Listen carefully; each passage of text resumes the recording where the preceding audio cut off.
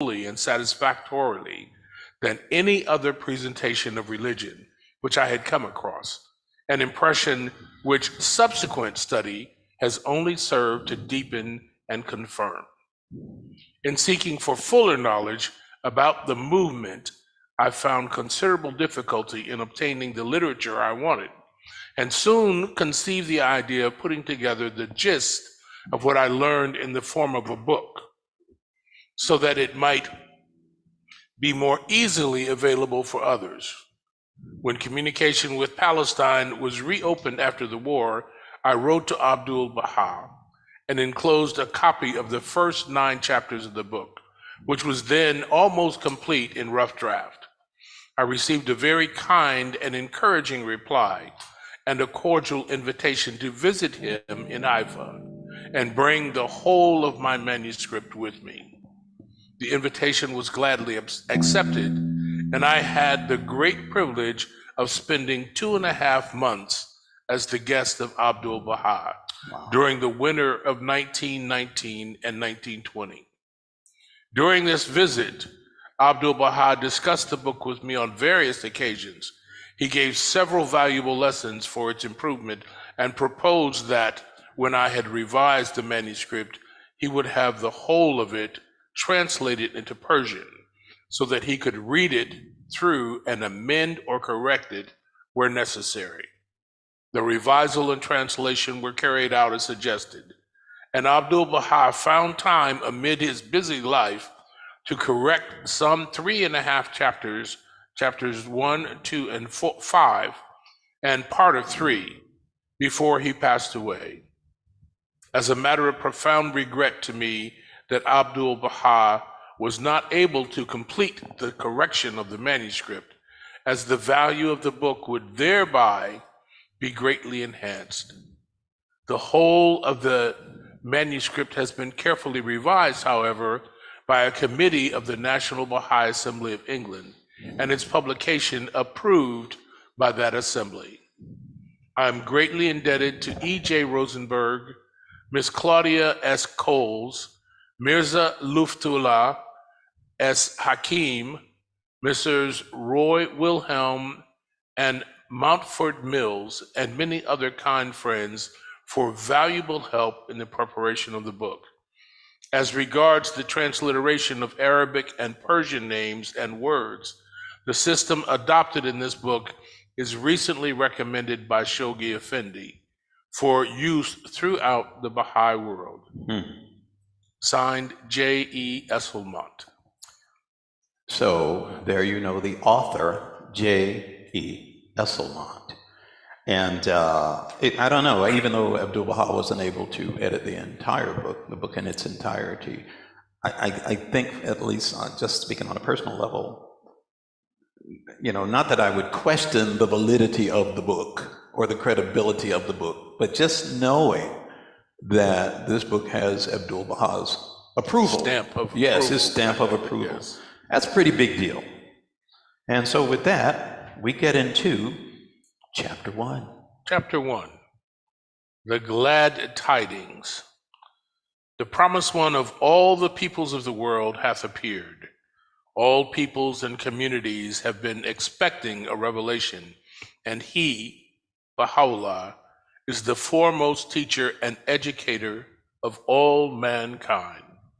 Abdul Baha.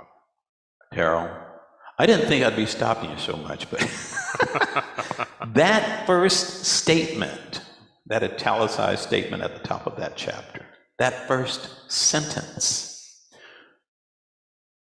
could you just read that sentence again? The promised one of all the peoples of the world hath appeared. There you go. The promised one of all the peoples of the world hath appeared. All peoples and communities have been expecting a revelation, and he, Baha'u'llah, is the foremost teacher and educator of all mankind. And that's what the manifestations of God, that's their primary purpose, is to come and teach and educate us. It's, you know, and bring that information that is going to help us carry on that ever advancing civilization and, you know, get to know God to the extent that we can, you know, a little better, a little more. Uh-oh, we have a hand. We have a question. Well, as for an outsider, I think it's easier if you guys explain, is this manifestation, and he is the one who God sent. Because a lot of people will be mistaking he's the one, he's the real one, so the other one is not real one. Oh, I see Right, what you're saying. Excellent point.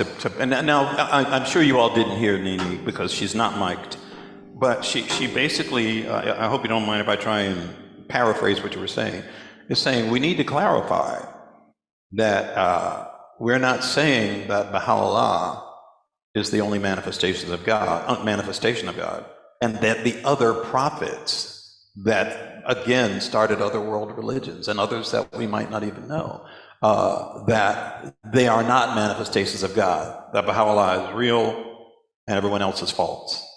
It's not what we're saying. Because that's both the religions think. Yes. They're the only one who's real. We have got to get you mic'd. She's But saying, what she said was because that's what most religions think, that they are the only ones. So, and that's not what this is saying at all. So thank you for pointing that out, Nini. The promised one of all the peoples of the world hath come. But it doesn't mean that everyone before Baha'u'llah was a false prophet. exactly. Yes. So this goes on to say the greatest event in history. If we study the story of the ascent of man as recorded in the pages of history, it becomes evident that the leading factor in human progress is the advent from time to time of men who pass beyond the accepted ideas of their day and become the discoverers and revealers of truths hitherto unknown among mankind. The inventor, the pioneer, the genius, the prophet, these are the men on whom the transformation of the world primarily depends. As Carlyle says, the plain truth, very plain, we think is that one man that has a higher wisdom, a hitherto unknown spiritual truth in him, is stronger, not than 10 men that have it not, or than 10,000, but than all men that have it not, and stands among them with a quite ethereal angelic power, as with a sword out of heaven's own armory, sky-tempered, which no buckler and no tower of brass will finally withstand. Signs of the times. One man has that higher wisdom in every age. Okay. In the history of science, of art, of music, we see abundant illustrations of this truth, but in no domain is the supreme importance of the great man and his message more clearly evident than in that of religion. All down the ages, whenever the spiritual life of men has become degenerate and their morals corrupt, that most wonderful and mysterious of men, the prophet, makes his appearance, alone against the world, without a single human being capable of teaching, of guiding, of fully understanding him, or of sharing his responsibility. He arises like a seer among blind men to proclaim his gospel of righteousness and truth. Among the prophets, some stand out with special preeminence. Every few centuries, a great divine revealer, Krishna, a Zoroaster, a Moses, a Jesus, a Muhammad, appears in the East like a spiritual sun to illumine the darkened minds of men and awaken their dormant souls. Whatever our views as to the relative greatness of these religion founders, we must admit that they have been the most potent factors in the education of mankind. With one accord, these prophets declare that the words they utter are not from themselves, but are a revelation through them, a divine message of which they are the bearers. Okay. That statement, to me, that is a heavy statement, because The fact that J.E.S. Solomon says, with one accord, he's saying they all do the same thing. They're all saying that what they're sharing, this information, because to me that's what it is. It's information, it's guidance, call it what you want, information, guidance, advice from God, whatever. They're saying it's all coming from the same place, not from themselves. Exactly. But through them, not from them, but through them. And I just feel that that's, again, something important to drive home. They utter are not from themselves. The words they utter, with one accord, these prophets declare the words that they utter are not from themselves, but are a revelation through them, a divine message of which they are the bearers. Their recorded utterances abound too in hints and promises of a great world teacher who will appear in the fullness of time to carry on their work and bring it to fruition. One who will establish a reign of peace and justice upon earth and bring into one family all races, religions, nations, and tribes, that there may be one fold and one shepherd, and that all may know and love God, from the least even unto the greatest. Surely the advent of this educator of mankind in the latter days when he appears must be the greatest event in human history. And the Baha'i movement is proclaiming to the world the glad tidings of that this educator has in fact appeared, that his revelation has been delivered and recorded and may be studied by every earnest seeker, that the day of the Lord has already dawned and the Son of Righteousness arisen. As yet only a few of the mountaintops, as yet only a few on the mountaintops have caught sight of the glorious orb, but already its rays are illumining heaven and earth, and ere long it will rise above the mountains and shine with full strength on the plains and valleys too, giving life and guidance to all. Daryl, I'm listening to you read this, and of course I'm reading along for the most part. And what do you say to those people that say, hold on? First of all, this whole thing about the Son of Righteousness, that's S-U-N, Son, but the Son of Righteousness. And okay, you said that, all of these, we'll go ahead and call them now manifestations of God, even though we haven't actually gotten into that term. We've mentioned it enough in the past. That they all hint to the coming of this great educator, this great world teacher.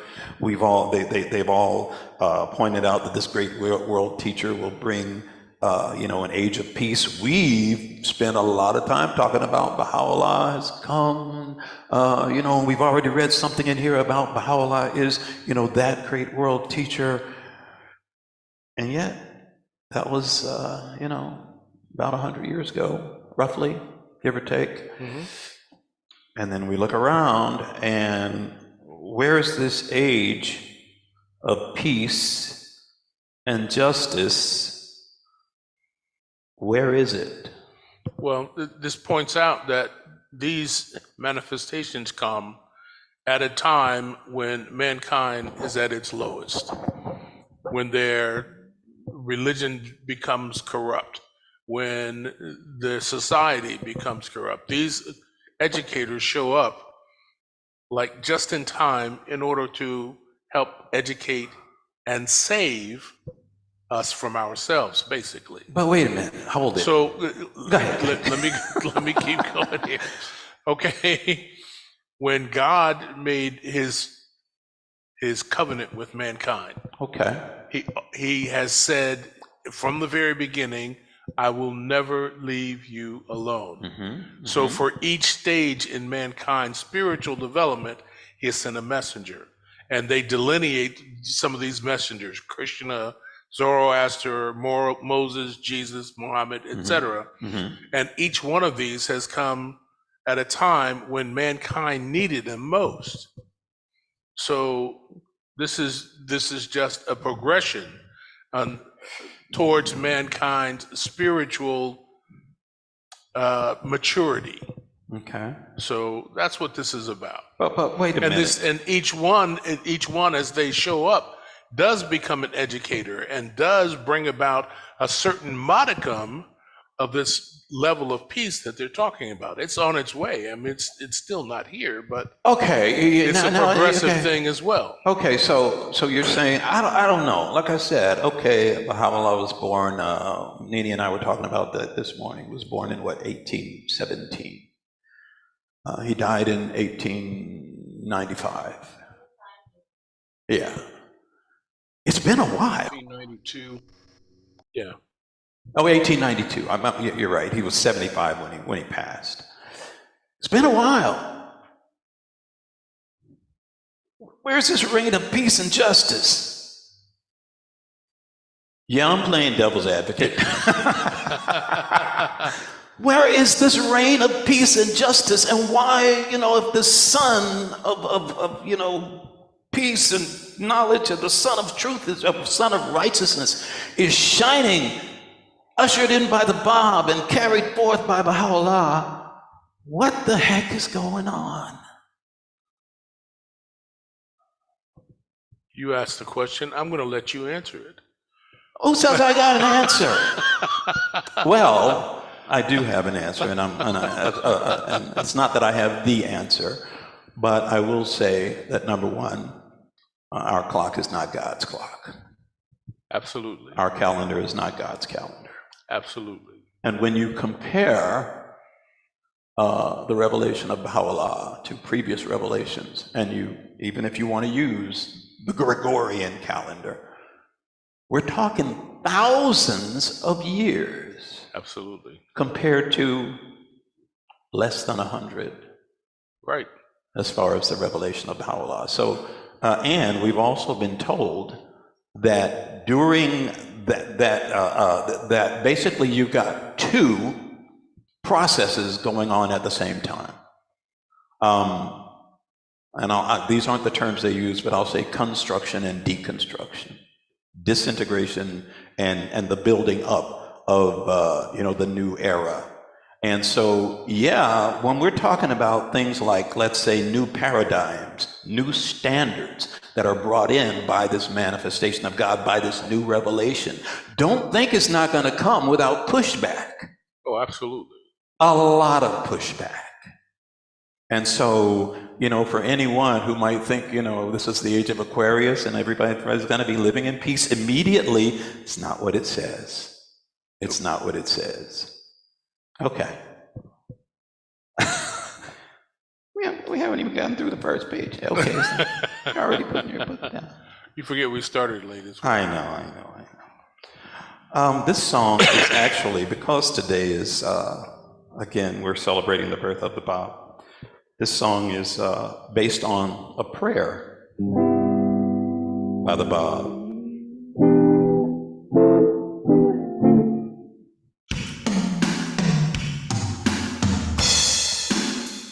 And that's not right. Yes, it is.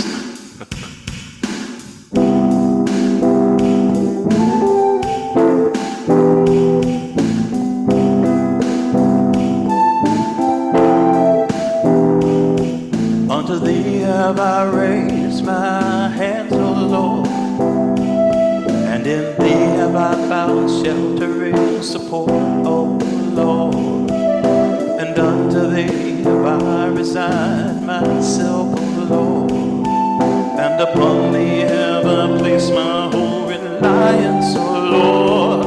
Unto thee have I raised my hands, O Lord, and in thee have I found sheltering support, O Lord, and unto thee have I resigned myself, O Lord, and upon thee have I placed my whole reliance, O Lord, and by thee am I strengthened, by thee am I strengthened, by thee am I strengthened, O Lord,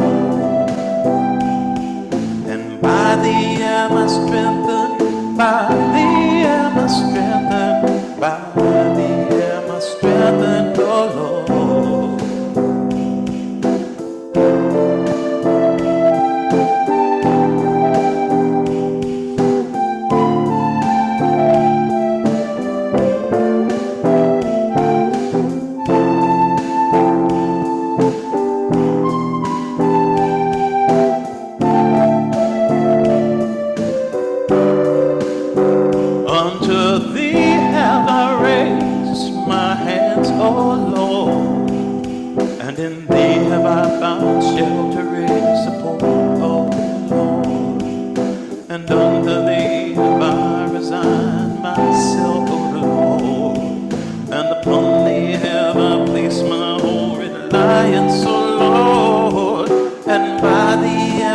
strengthened. By thee am I strengthened. By thee am I strengthened, O Lord. And by thee am I strengthened. By thee am I strengthened. By thee am I strengthened, O Lord. By thee am I strengthened, O Lord. By thee am I strengthened, O Lord.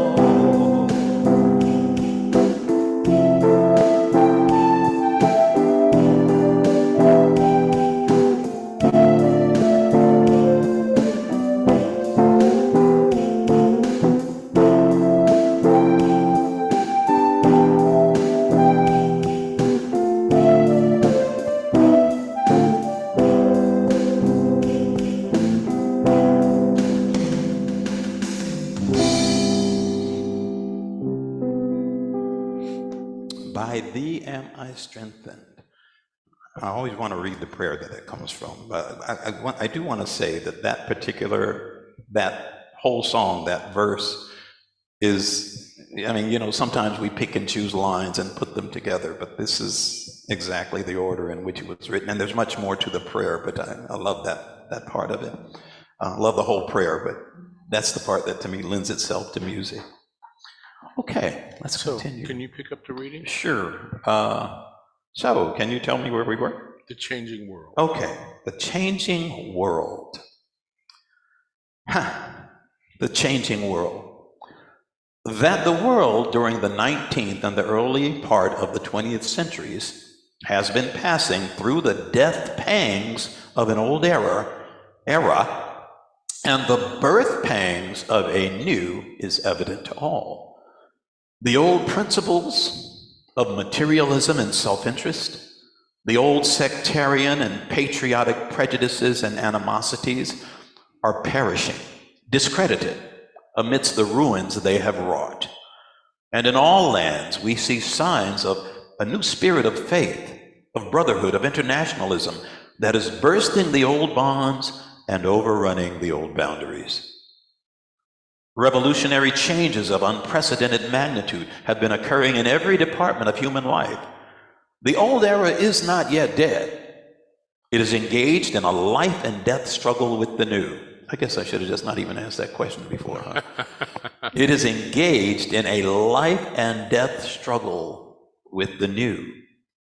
Evils there are in plenty, gigantic and formidable, but they are being exposed, investigated, challenged, and attacked with new vigor and hope. Clouds there are in plenty, vast and threatening, but the light is breaking through and is illumining the path of progress and revealing the obstacles and pitfalls that obstruct the onward way. In the 18th century, it was different. Then the spiritual and moral gloom that enshrouded the world was relieved by hardly a ray of light. It was like the darkest hour before the dawn, when the few lamps and candles that remain alight do little more than make the darkness visible. Carlyle, in his Frederick the Great, writes of the 18th century thus: a century which has no history and can have little or none. A century so opulent in accumulated falsities as never century before was, which had no longer the consciousness of being false, so false had it grown, and was so steeped in falsity and impregnated with it to the very bone that, in fact, the measure of the things was full, and the French Revolution had to end it. A very fit termination, as I thankfully feel, for such a century.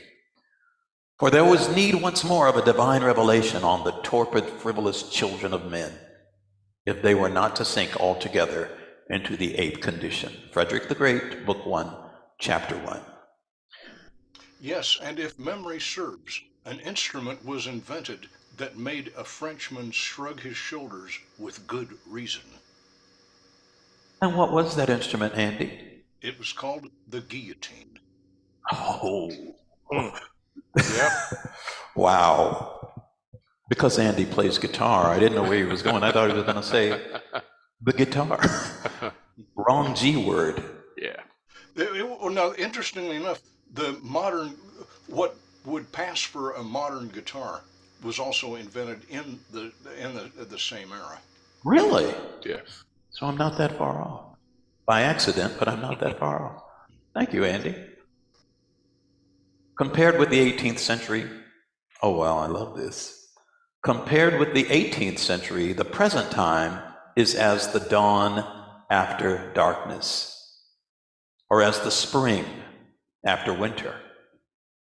The world is stirring with new life, thrilling with new ideals and hopes. Things that but a few years ago seemed impossible dreams are now accomplished facts. I'll read that again. Things that but a few years ago seemed impossible dreams are now accomplished facts. Others that seemed centuries ahead of us have already become matters of practical politics. We fly in the air and make voyages under the sea. We send messages around the world with the speed of lightning. Within a few decades, we have seen miracles too numerous to mention. Good stopping spot. Excellent stopping spot. And Nini and I were talking about miracles earlier, and I wish we had time. We don't have time, but yes. And I wish I could see what some people are putting some things in chat here. Space travel, yes, absolutely, Terry. Not to mention the internet. Right. You know, I mean, at the time of this writing, the messages going around at lightning speed were, you know, telephone and telegraph and so forth. Yeah. And now we've got this. So yes, and we'll continue this, of course, next week. And at this time, as always, Actually, we won't continue next week. We're going to be off for thank you for reminding 1 me. week. Just so everyone knows, we'll be off for at least a week. Yeah. We won't be here next week because of some other obligations that we have to answer to. So 2 weeks from now, we will come back and we will continue our study of Baha'u'llah and the New Era. Thank you so much, because, you know, I'm on autopilot. That's okay. So thank you. But at this time, of course, we always like to have some time when we can, anyone who would like to offer up a prayer or reading or song of your choosing, this is that time. And of course, as always, I want to say continue to keep Camby's in your prayers. He was in the hospital. He's home now and doing somewhat better, but his wife, Farah, said he's still got a long road to go. So please do keep him in your prayers. But Andy, moving on, Andy, do you have something to share with us this morning for our Andy Murphy moment? Sure. Please. And just like you, I will be happy when Camby's can return and he has regained his health. Yes. And I will continue to pray for that to happen. Please.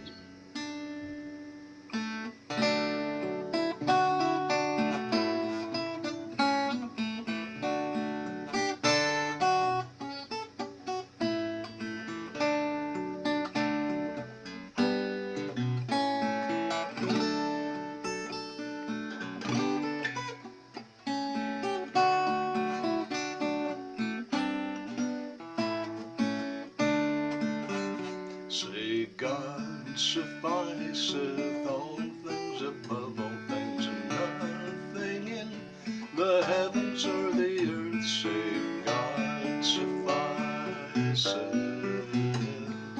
Verily, He is in Himself the knower, sustainer, the omnipotent.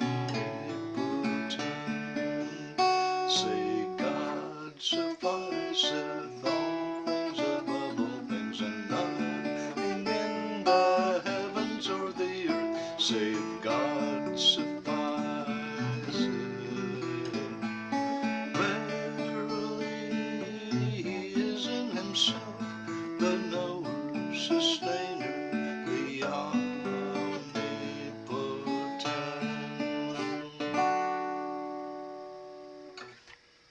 Thank you, Andy. That was beautiful. Thank you so much. You're welcome. Is there anyone else who would like to share a prayer or reading or song? That was the song I was thinking about.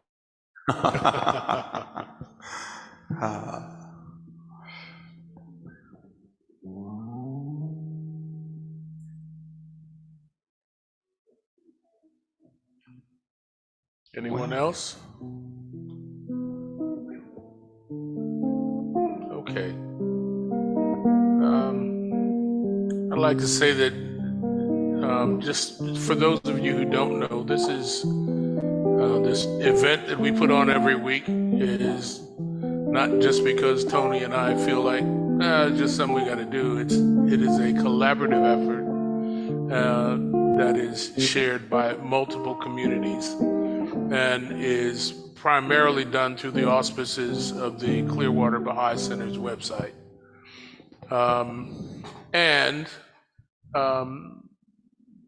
For those of you who are not Baha'is or would like more information about the Baha'i faith, there are some definitive websites that you can go to get information about the Baha'i faith. They are www.baha'i.org, www.baha'i.us, www.bahaiteachings.org, and if you happen to be in the Tampa Bay area or wherever you happen to be, you can always go to the Clearwater Baha'i website at www.clearwaterbaha'is.org. Yes. And if you happen to be in the Clearwater area, today there's actually going to be a program out at the Clearwater Baha'i Center and that's not the only place there's going to be a program, but there is a program at the Clearwater Baha'i Center celebrating the birth of the Bab at 6 o'clock. There will be food. So if that's what you need to get you out, feel free to come out. Feel free to come out. And of course, followed by a program. Yes, celebrating once again the birth of the Bab. I know we have only got a couple of minutes here. But I do want to once again, one thing, I had a senior moment there. Because of our study of Toward Oneness, the book that we just finished, a young Baha'i lady up in, I want to say she's in New York, but her name is Meg Victory on Facebook, Meg Victory. And they're actually continuing that study in the second follow-up book of Towards Oneness. There are a lot of additional writings. And I wish I hadn't started talking about it right now, because my plan was to say, I've got that information for their Zoom, but it just reminded me, but I just remembered, she's going to be forwarding that information to me. They're going to actually be beginning at 10:30 on October 21st, and they're going to be doing a weekly Zoom, continuing the study on ending prejudice and racism. Writings primarily from the Universal House of Justice, but yeah, I just thought I wanted to share that, even though right now I don't have that information, but it is forthcoming. And we will share it with you once we get it. Hey, what are you doing? Oh, excuse me.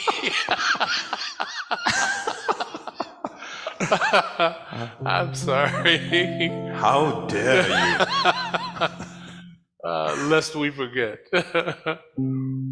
I would like to say, as I say almost every week, that if you are loved, you are blessed, truly blessed. If you share that love, everything around you and about you will also be blessed. Sharing the love is a very simple, it's not going to cost you anything, and I guarantee you'll feel better, and so will everyone who knows you. And everything that you come in contact with will be blessed.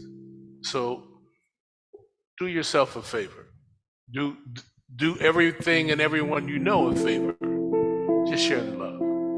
Thank you all for joining us. Before we start, I always want to see what's in the chat.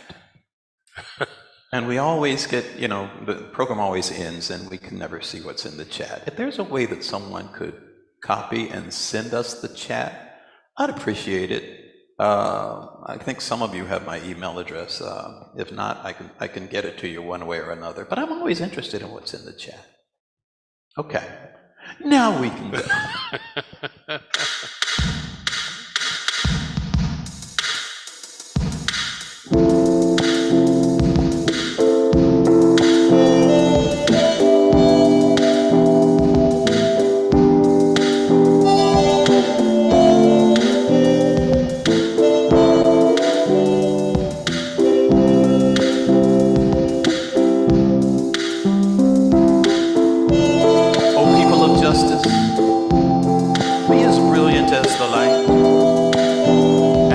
splendid as the fire that blazed in the burning bush. The brightness of the fire of your love will no doubt fuse and unify the contending peoples and kindreds of the earth, whilst the fierceness of the flame of enmity and hatred cannot but result in strife and ruin. We beseech God that he may shield his creatures from the evil designs of his enemies. He verily hath power over all things. Let your vision be world embracing. Let your vision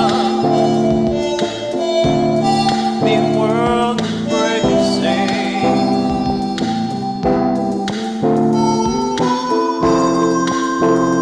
Let your vision be world embracing. Oh, oh.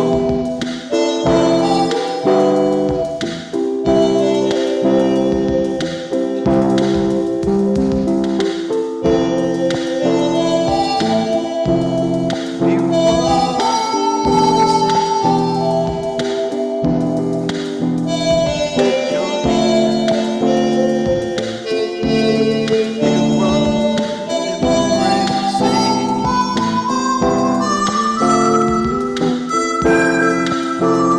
Let your vision be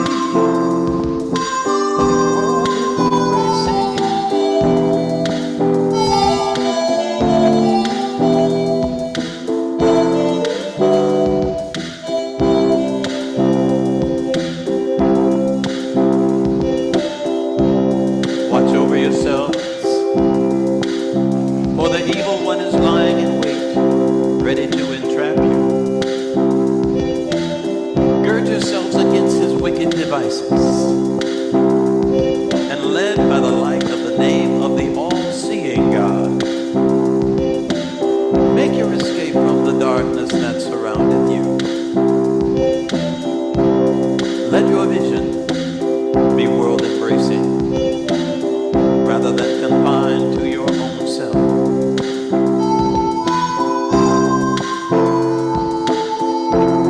Be world-embracing.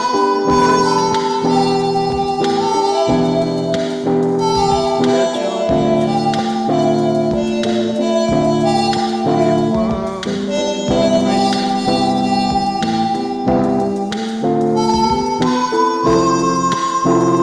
Let your vision be world embracing.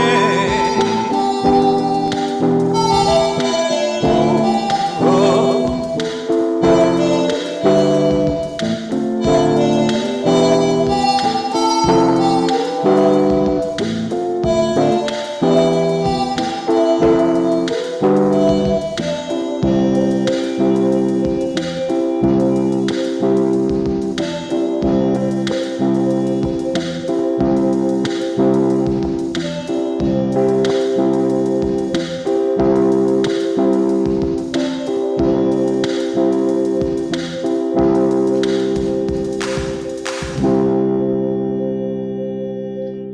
have a good week, folks. We'll see you in 2 weeks. Aloha pa. We'll see you in 2 weeks, not 1 week, but 2 weeks. So have a good 2 weeks.